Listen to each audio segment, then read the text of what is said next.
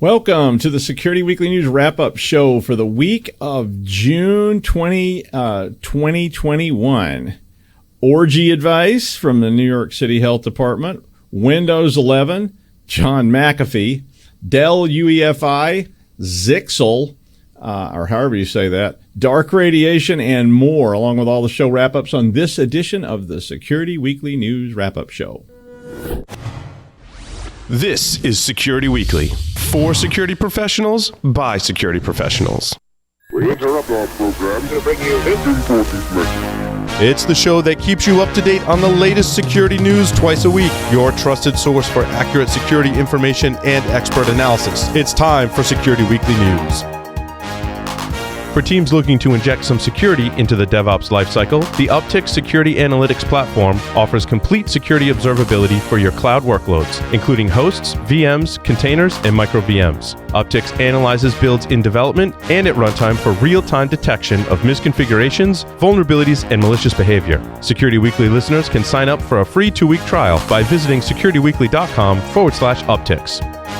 With the skills gap increasing, it's more important than ever to train your staff effectively and efficiently. Offensive Security provides training for your organization designed by the same minds behind Kali Linux. Here are 2 recent offerings from OffSec.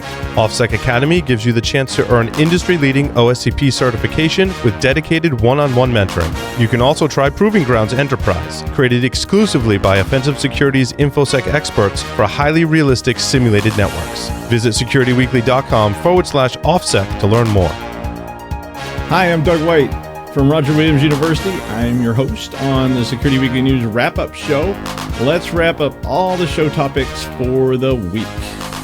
On Application Security Weekly number 155, John and Mike had Nuno Loureiro and Tiago Mendo, the co-founder and CEO of Probly. I remember how to say that. Probly, so Nuno is a CEO and Tiago is a CTO and co-founder of Probly. Nuno and Tiago were on to talk about dynamic application security testing scanners. So if you've heard people say DAST, that's what it stands for. And those are tools that are used to examine the application security of stuff that you're working on. They were talking about challenges in using these DAST scanners. And things like modern applications, the time it takes to scan, like how long it takes to run partial scans, large scale scans, stuff like that. So basically, what are people trying to find in DAST scanners? On Business Security Weekly number 221, Jason, Adrian, and Matt had Ben Higgins and Ted Driggs, the distinguished software engineer and the head of product at ExtraHop, on the show. They were talking about the SBOM, another acronym, which is, of course, the Software Bill of Materials. And so that was part of U.S. President Joe Biden's executive order and how that that was issued in response to SolarWinds and Colonial Pipeline and so forth. But SBOM is primarily focused on supply chain attacks. And they were talking about how transparency in these things can actually be used to your advantage. So an interesting segment. In the second segment, news articles included: what is the hidden cost of maintaining legacy systems? I would like to know. 10 leadership habits of highly effective leaders, 5 key ingredients to finding satisfaction and fulfillment in your work, and other stories.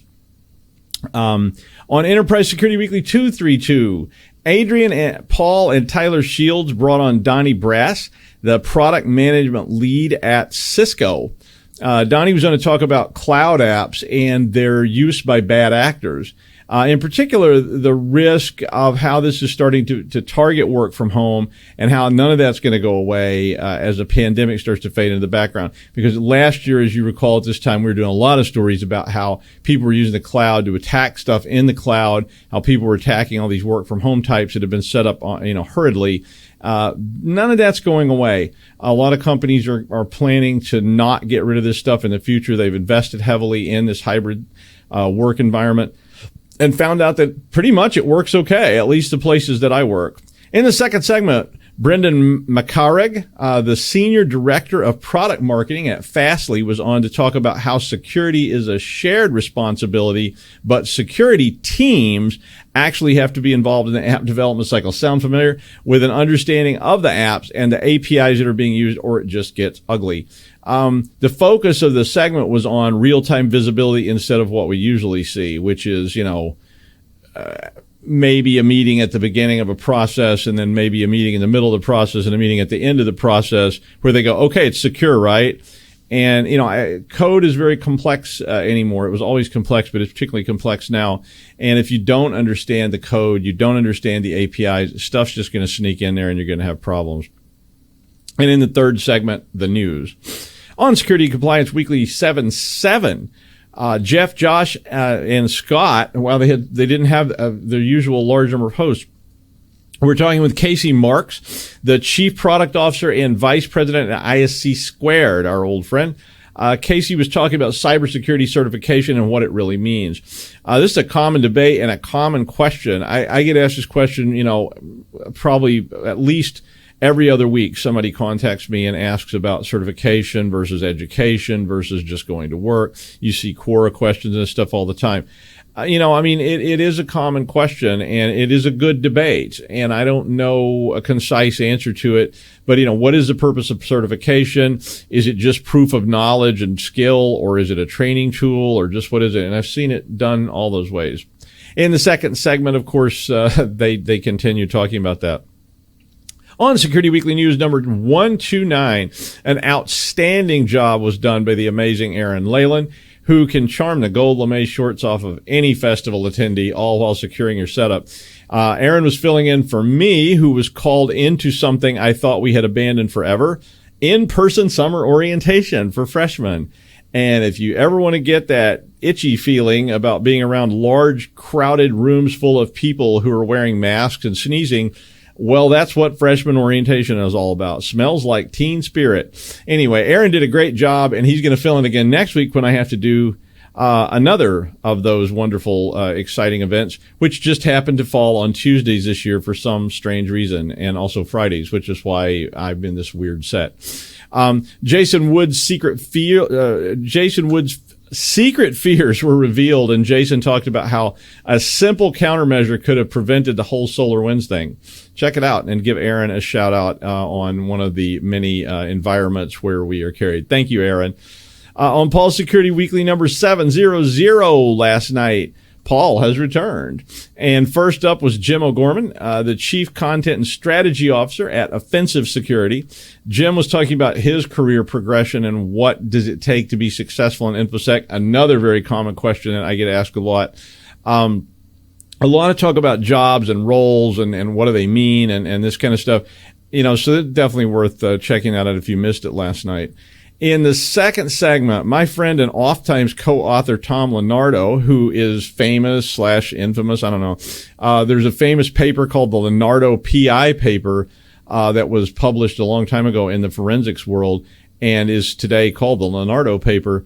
And he's an attorney, and he was on to talk about the CFAA and the Van Buren opinion.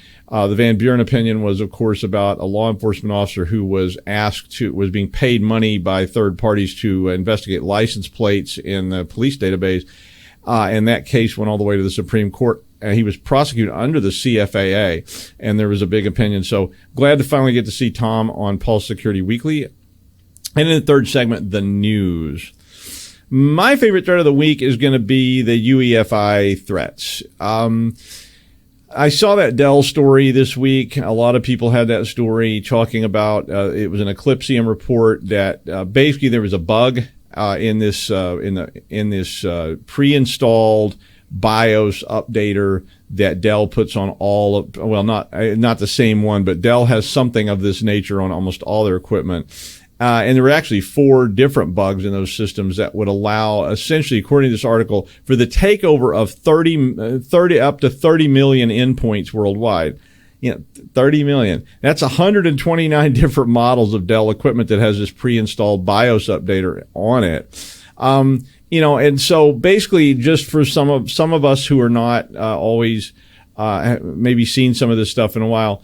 This is a BIOS updater. So the basic input-output system for the computer is a part of the firmware. So this is something that's installed on the chipset that comes with a motherboard. And I actually kind of started calling it floppyware because it's not really firm any longer. Settle down.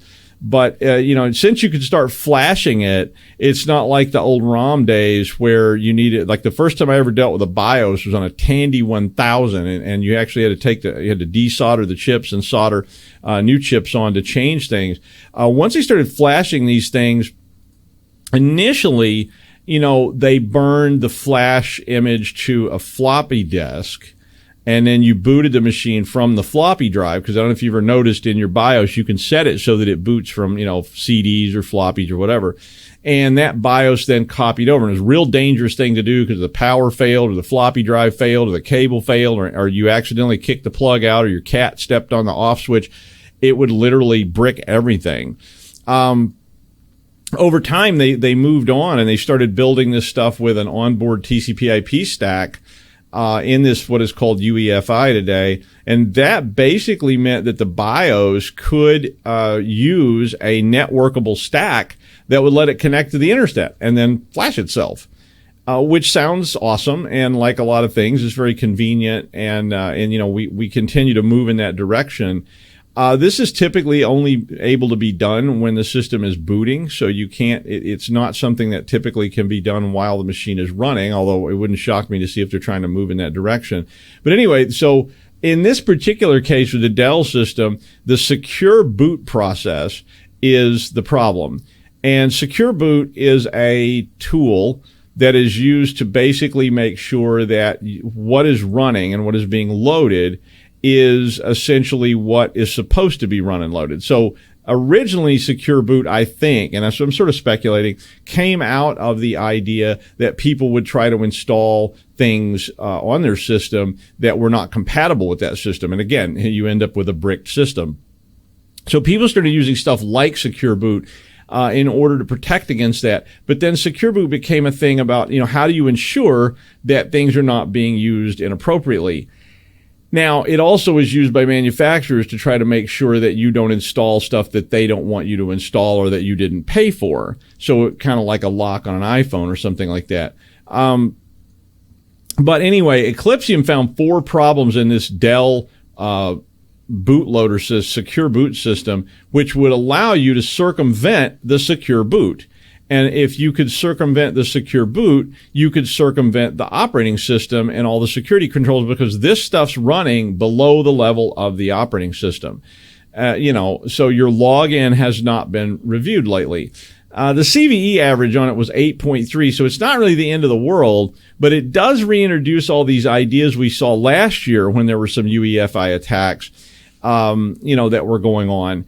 And, one of the things I would equate that to is in the old forensics days, early on, we used to use this trick a lot. Mount a volume, like a Windows volume, in Linux. So that NTFS volume, you mount it in Linux, and guess what? You could look at the drive. You didn't have to have a password. You didn't have to have anything. You could see what was there. And once you mounted that C drive up, if you knew what was going on, and of course that's not that hard to figure out, Windows used to write passwords and usernames, just like Unix, to the locations on the hard drive in plain text. So you could actually just look at the file with Linux, see what the username and passwords were, and then you could log in and boom, if somebody lost their password. I used to see those posts all the time like, what if I lost my password to this Windows server that is running at my work? Anyway, the UEFI and other attacks like this are, again, a sort of low-level circumvention of all these kind of security controls, which would let you get into the system without a privilege level, or typically as root, or at least root in that system. And all of a sudden, all those pesky group policy objects, domains, logins, all that good stuff, it's not really there. And it's not quite as simple as that, but you get the idea. So the Dell issue is all that and more, in the sense that when you try to use the UEFI interface to connect to the Dell server, basically what it does is there's a TLS issue, and all this in the article I did attach. You can read about it if you want all those details. But basically the UEFI system will accept any valid wildcard cert. So it doesn't validate that it actually is connecting to a Dell server. It could connect to anybody. So essentially, you could put a server up in an environment where people are doing these updates, and you could deliver whatever you wanted to, including all kinds of cooked versions of operating systems or the firmware. And most of this was targeting firmware. But if you did that, if you could push something into the firmware, you could have it download, who knows what. Anyway, this is always to me been a bad idea, to mess with the firmware in any way. And if you do screw it up, it's going to basically brick it. And so, this kind of hacking stuff is probably going to be pretty tricky to put together. But I think this lab version that they did in this experiment at Eclipsium is probably quite a bit easier to implement than a real world version would be. But the reason I put this in the op-ed was it starts to drive this thing, which I call the mesh event. And the question is, at some point, we are going to be doing this stuff in the background of a myriad of devices that will surround us all the time, maybe on the fly. So maybe even while they're running, they'll be able to do almost like a buffered boot up, and then so it never interrupts. So one thing's going in the background, the other thing's going on, and then they just sort of switch places or something like that. And I know I start to sound like William Gibson or something. I guess I'm flattering myself, but William Gibson did predict the internet and all. But imagine if you have a mesh like that around you that has all your micro drones, your implants, your visual supplements, so your failing eyes can continue to see, your pacemaker, your kidney enhancement, your hearing adapter. Not that I need all those things, but not to mention your universal translator and your personal environment controls. All those things are going to need updating, and they're all going to have some kind of BIOS of some sort that manages that process and some sort of operating system. And, they're going to have some kind of back end that will let you update them, because we've seen over and over again that people release things that have problems. So even all this BIOS stuff is moving to that kind of control. And my laptop continually is always telling me it wants to update, and it does update the BIOS that way, because it phones home, gets a piece of information from the company that manufactured it that says you need to update the firmware, and then it pops up a message. It can't at the moment update the firmware without my intervention, but it does get messages about that. So I think these kind of low-level attacks are going to get worse. The electrical engineers that built the chips that put the firmware on there, they probably didn't want to involve the security team any more than the app dev people do. And they just go ahead with whatever works. And, somewhere in the process, they have the scheduled bubble that says meeting with security team, and they call them in and go, everything's good, right?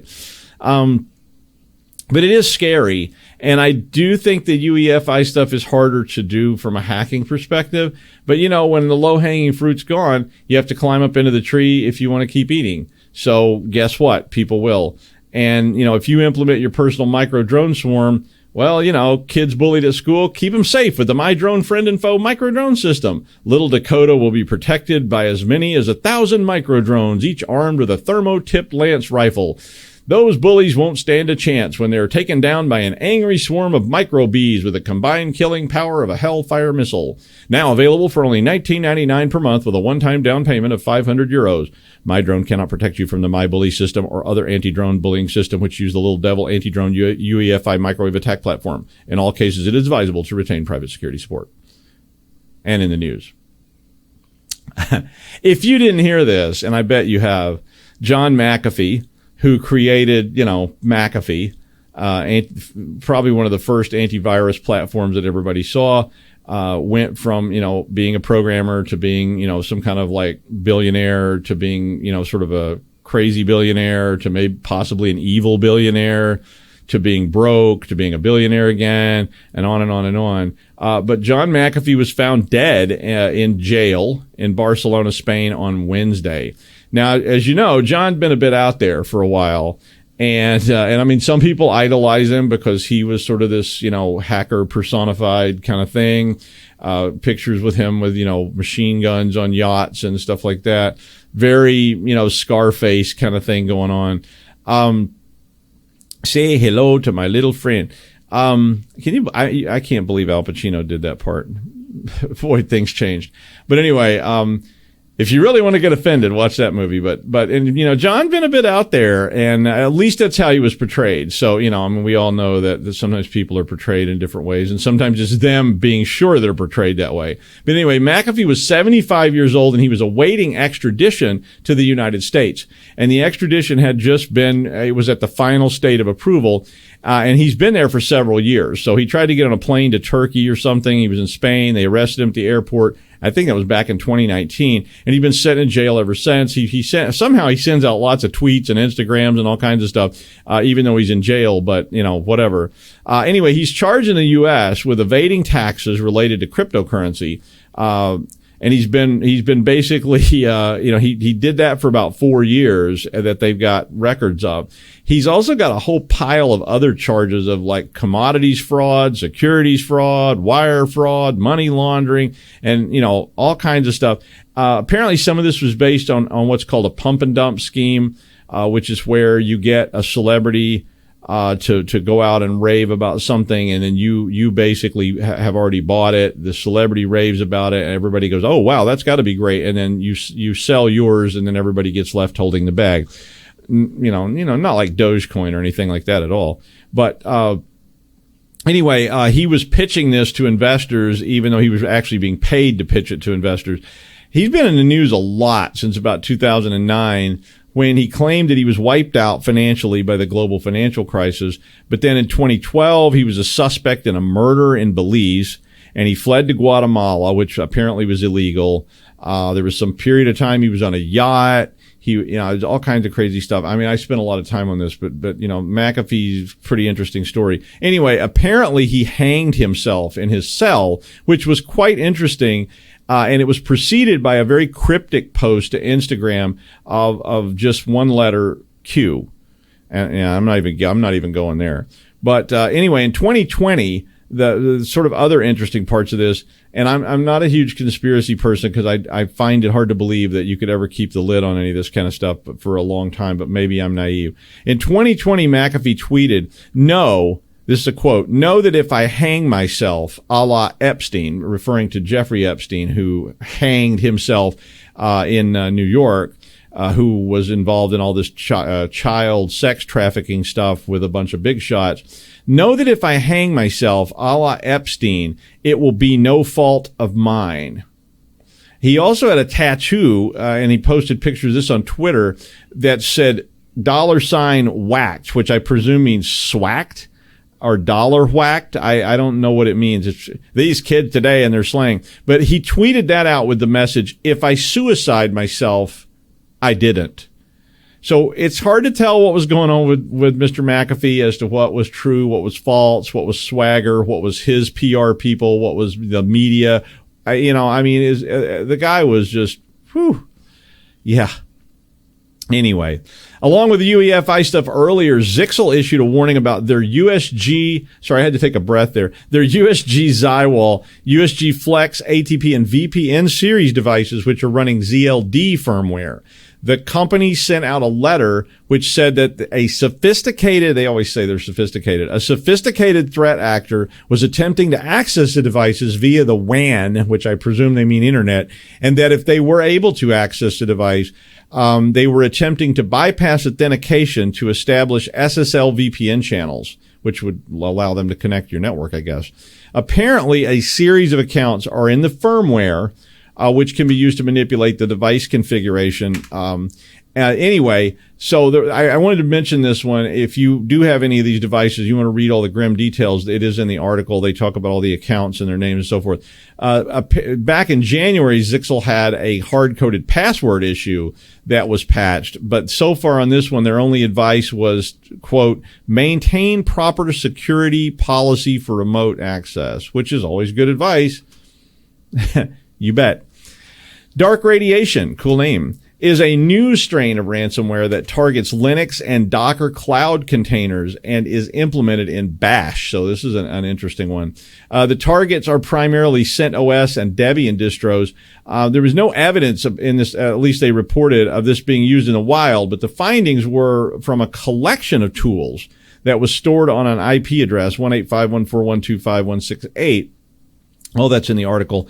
And it was in a directory called API attack. And so this was reported by a Twitter user in May.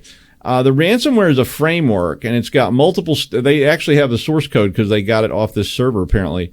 The ransomware is a framework with multiple stages. It's got a command and control server. It's got hard-coded API keys that are used for the encryption in AES, and it appears to be something that's under development. It first checks to see if it's root. So, use sudo, unless you're lazy, like some of us.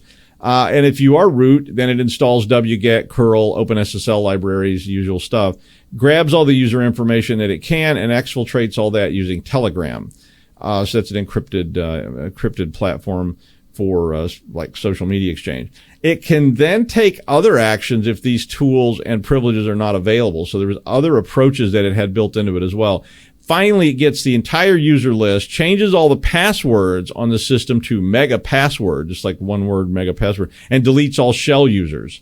So that would leave like root and other accounts still there. A new user with the name Ferrum is created before it starts its encryption process, and it also is wormable. So it's not clear how they intend to deliver it or who's going to deliver it or when they're going to deliver it, but it's probably in the usual ways. So, watch out.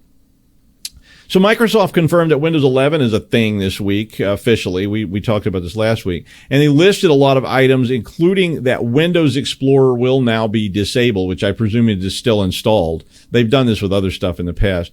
But they replaced it with Edge. And so the 3 people that are still using Windows Explorer, will be unhappy. And, and there's not that many users of that anyway. But hey, now you'll have Edge on everything, if you want it. I primarily use it to install other browsers, but, anyway, other features that are going away will be, the movable taskbar. So some people put the taskbar up at the top of the screen. I had a friend who was really into that. And it will only be allowed at the bottom of the screen. And they also announced they're going to remove live tiles, named groups, and folders of apps. So all that stuff seems to be gone. That was all associated with live tiles.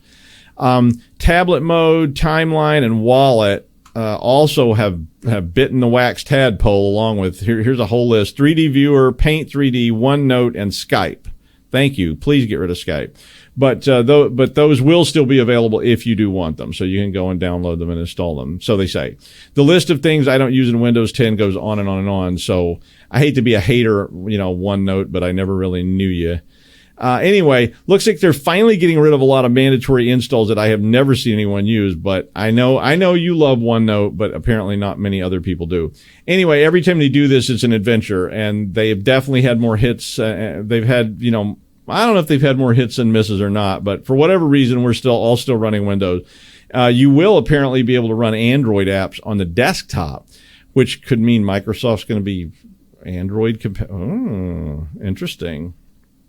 As long as we're talking about it, though, some other things they're planning to add. The start menu is going to be centered at the bottom, and we'll have calculator, Edge, and settings by default. Probably be hard to get rid of Edge off there. It always is. Anyway, according to this article, it's basically a Windows 10X shell for Windows 10. With some new visual features. The report says they now have a Windows camera settings section, so you can customize your cameras without using third-party software. That would be nice. If it works. A lot of times it seems like their stuff is like great new camera features, but then it doesn't work with any camera at all except the most expensive ones. I know that's the way the face identity stuff was. I finally bought a camera so I could try it out. A new clipboard is coming. The virtual desktop looked a lot more Mac-like, to me in the pictures. I didn't see a lot of actual features, in this. It was more cosmetic. They did say they were going to provide DNS over HTTPS, which is called DOE. Has been added to the network operation. A new disk management tool, because man, is that thing old. That thing's been the same since like Windows XP, I think. And they're supposedly going to add better GPU control, if you could actually get a GPU these days, and apparently a new sound option. Still, it really had a lot more cosmetic sound, so like the Windows 8 kind of thing, than what it sounded like any real change. So I didn't see anything about new security, new protocols, or anything like that, so it may just be Windows 10X shell, Google's rolling out security updates for Google Drive on September 13th, which is allegedly to make file sharing more secure. The story, well, this will likely is basically that it will break a lot of shared links on Drive files. So if you're a user who has a share, which has never been used, then you'll probably have to add a resource key to get the share back. They did have solutions for all this, but they're trying to warn everybody that we're going to do this. If you do the update, you may have some issues at work.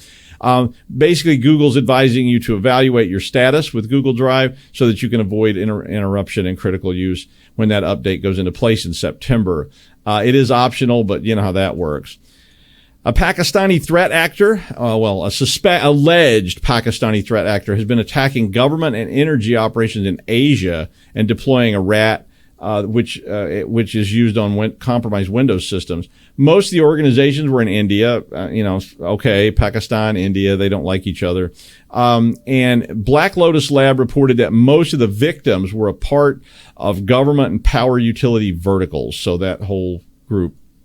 The attacker basically used repurposed open source code and compromised domains that were located in the victim's country, which makes it look more legit. They also worked subtly by modifying registry keys, which would mean they weren't being logged. Of course, all this starts with a malicious URL, which downloads a zip with a shortcut to a PDF. It also downloads an HTML app, which, is running while you're reading the document. The document was reported to be a user manual for managing some kind of appointment system for COVID-19. The application is a JavaScript called Cactus Torch, which is available on GitHub, that installs something called ReverseRat. And if you don't know what ReverseRat is, we've heard about it before. ReverseRat, pretty typical thing. It allows, basically it's a backdoor Trojan. You get in, you can run software, capture screenshots, manipulate the file system, exfiltrate user information and files, all that good stuff. And no, I have not been able to buy a 30 series GPU despite my efforts. I did find one that was $3,000, but it's about like my house search, which has been pretty futile, and it's just not happening. And finally, I'm sorry. I know this is not a tech story, but you just can't resist these sometimes. The New York City Department of Health is really getting on the hashtag #HotVaxSummer with a new advisory, which includes that if you are planning to attend a sex party, you should definitely get vaccinated. I was like, okay, you think? If you aren't familiar with the New York City Health Department's summer newsletter, you might want to check it out because they often have exciting advice like this. So last summer they were saying how you should choose creative sexual positions which involve physical barriers with holes cut in them and such to avoid face-to-face contact. Okay, I mean honestly, it's good advice, and you be you, and as long as everybody's of age and consenting, I don't care what you do. But to those of us here with a sophomoric sense of humor, it's still pretty fun and pretty funny. And that is the news wrap-up for the week of 20 June 2021 in the declining time of plague. Vaccines are good, okay? Aaron will be filling in for me on Tuesday, so it should be fun. See you next week on the Security Weekly News.